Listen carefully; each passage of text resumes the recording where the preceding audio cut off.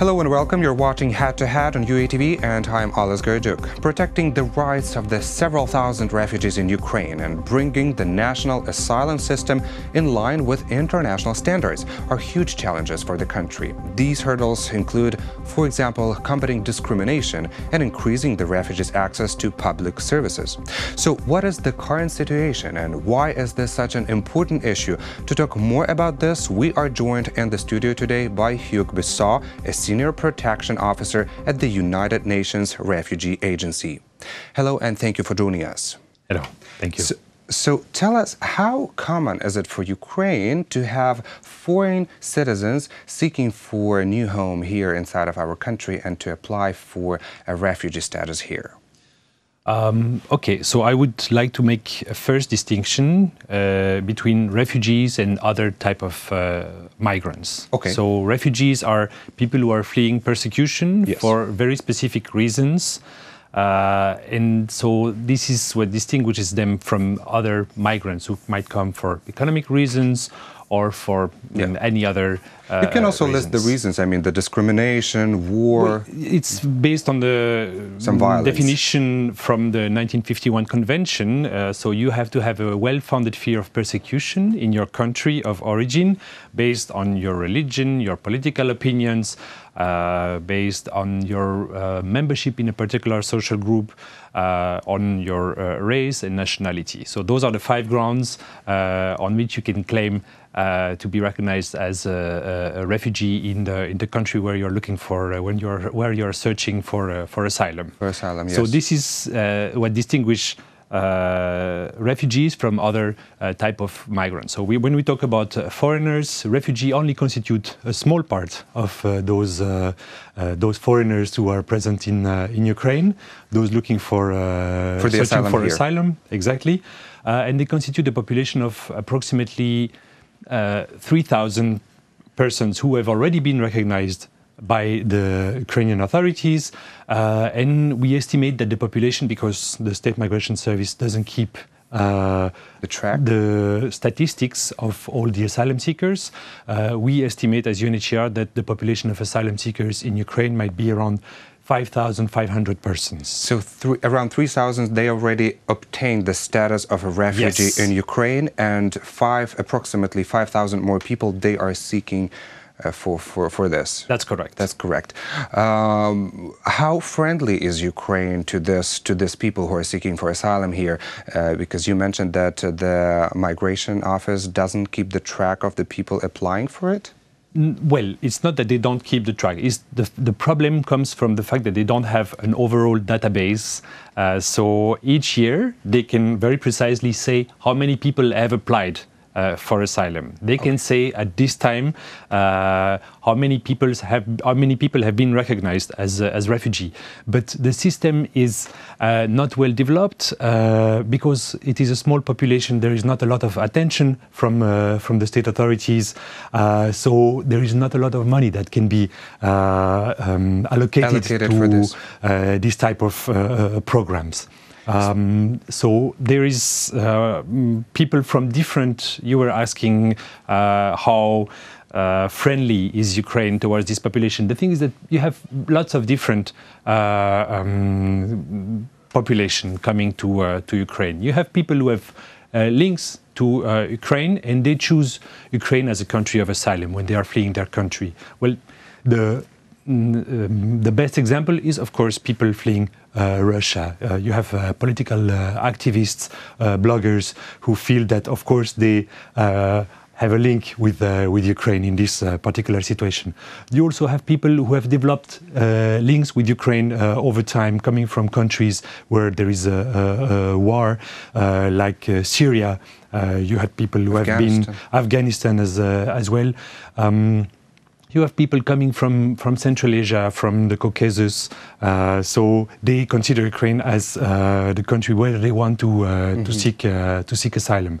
You have other population coming from other countries that do not necessarily consider Ukraine as the ideal country of asylum, but usually that's a concourse of circumstances. So people arrived, are being smuggled on their way to Europe, and then they end up in Ukraine.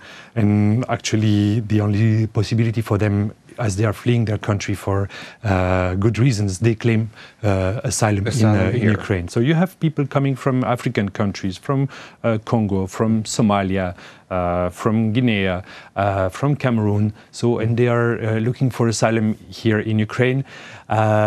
I don't want to say that Ukraine is not friendly to them, but procedures are really not in place and really not taking into consideration their particular situation. The State Migration Service is having a lot of problems, a lot of issues to find appropriate interpreters for those people. It's a very bureaucratic procedure. We have, as UNHCR, been providing support to the authorities, but it's quite heavy, quite difficult for the old mechanism to change and take into consideration specific situations of those people coming from African countries, for instance. So tell us more precisely what is lacking here in Ukraine. I mean, what procedures are not developed, and what bureaucracy are they facing? When people come, there are issues related to their registration. So there is not enough budget allocated to this situation when people need to register and be documented. And at the same time, there is some sort of paradox. We don't want them to be immediately able to work. I mean, Ukraine doesn't want those people being able to work. There is a very difficult procedure to obtain a work permit, but at the same time, there is nothing being provided for their reception or integration. You have a few centers where they can be accommodated, but they don't receive, if they decide not to be accommodated in those places, they don't receive any support in terms of food, of housing, or How many clothing. refugee centers do we have in Ukraine? There are currently 3 refugee centers. Only 3? Yes. Throughout the whole country? Throughout the whole country. There is one in Odessa. There is one located in Zakarpattia region in 2 different buildings, but we consider it as one. There is one administration, and one that was recently opened in the city of Yagotin, in the Kiev area. Well, but what is more common when the refugees are being caught here in Ukraine because they were on the way to some better developed country, or that actually this was their destination point, Ukraine, and they wanted to apply for asylum here? Both. It depends. It's difficult. We have statistics saying that indeed biggest population are coming from Afghanistan, from Syria, from Russian Federation, some from Caucasus. So those are the biggest population. And it depends on the people. Some have links here to Ukraine. They know some people. Some have been here before. Thinking of some Russian political activists, for instance. Others are just being. This is a smuggling route towards Europe, and people end up here. So. Each case is specific. Well, I think that for Ukraine, this is a pretty new thing, new issue, this refugee, I mean, foreign citizens applying for refugee status in the country, since Ukraine is not considered to be a very developed country. But this, of course, doesn't mean that money shouldn't be allocated and the problem shouldn't be solved, of course. But I do remember when Bulgaria faced this problem back when there was this first wave of Syrian refugees. I was there also working with refugees in Sofia, and they were not prepared at all for this wave of people. They had only 1 or 2 maybe refugee centers, and then within a year they opened maybe 6. So they started dealing because thousands of people were just coming, and they were caught in Bulgaria. Although they wanted to go somewhere farther, somewhere to Germany and somewhere to developed countries. So that's what was interesting for me. Do these people really want to stay in Ukraine? But since they don't have any other choice, if they are caught here, basically they have to seek for a new place, for this new life inside of this country, right? This is according to Ukrainian legislation as well. If I can add to this, nobody is ever prepared for this. But this is why you have agencies like the UN Refugee Agency that is supporting the government. This is not a totally new phenomenon. I think the media has amplified the situation. The situation in Ukraine is not at all the same as in most European countries at the moment. We are talking about a very small population, and this is why we are here to try to advocate for some measures to be taken to integrate also those people who have a real wish to stay in this country when they have been fleeing the war, and they have links. The main problem, I would say, here is that also there is no global or general overview of migration issues. Yeah, because mainly people focus on internally displaced persons, probably in Ukraine. So that's why maybe this refugee thing is not really into, not really gaining momentum in terms of popularity. Maybe that's the issue also. Yes and no. There are lots of gaps in the legislation. And one of the main problems is that there is no global overview. And actually, when we look at issues of security, I think this goes hand in hand with better protection for refugees. Very often we are told that, yes, this is a security problem, people are causing a security problem, but it looks like as if it was not taken seriously. For instance, a person who has been on the territory and is being rejected, we assist those people. We understand that State Migration Service needs to be supported, so we assist them, we have partners, we provide legal assistance, we also inform the judges. Do you assist both sides? Excuse me that I interrupt. Do you assist both sides? I mean, the Migration Service and also the ones who are applying for asylum here, yeah? Of course. So we have a mandate. So our objective, unlike, I would say, a private attorney, our objective is to have proper asylum procedures in place so that if a person is not a real refugee, that the person be properly rejected, but the person needs to be informed in a language that he or she understands, that the rights are respected. There is a legislation on refugee, most often because of discrimination or weaknesses in the rule of law. There is discrimination, there are arbitrary decisions, and this is the problem. So our objective, yes, our objective as UNHCR is to ensure that there is a proper asylum procedure in place. If the person is indeed not a real refugee, the person should be rejected, but his rights or her rights should be respected. So as far as I understand you, their rights are not being observed also in these institutions, I mean in the Migration Service that they apply to. Yes, and this is why we are providing support. But of course our power, our leverage is limited. We just monitor the situation, we provide information, we explain, we write some reports, but action needs to be taken on the side of the government. Funds need to be allocated. I understand that it comes as a dilemma sometimes for the government when we are talking about the situation of IDPs, when you have a conflict in the territory. However, we are talking about such a minimum population that it wouldn't be much to help and ensure security for the people who are seeking asylum in Ukraine, but as well for other people living in the territory of Ukraine, for all Ukrainians. Actually, what is, according to you, best is to have someone that is being rejected and has to leave.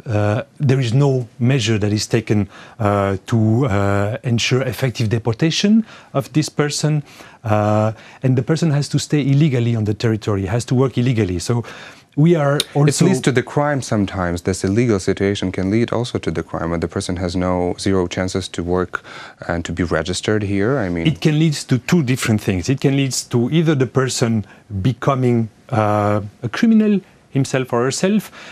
In the case of refugees, because of very specific vulnerabilities, they most often become victims of criminal networks. I think this is the biggest problem that we are confronted to.